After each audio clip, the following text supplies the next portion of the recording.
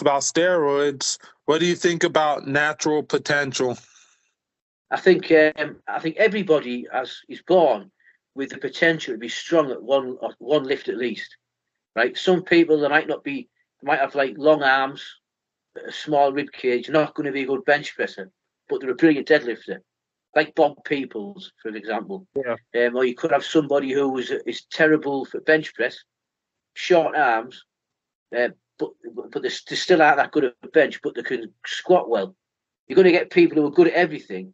But I think to keep everybody motivated, what I always say to people, when I used to comment on certain channels that I thought were entertaining, years back, I used to always say to people who were young, and I knew they were young, I would say, well, rather than just not bother, find something you're good at. Like, say, if you might be a big squatter, get a good big squat. Or if you're really good at deadlifts, get a big deadlift. I mean, in bodybuilding, you had Tom Platt, who was, his upper body was great, but his legs were phenomenal. So he developed his legs.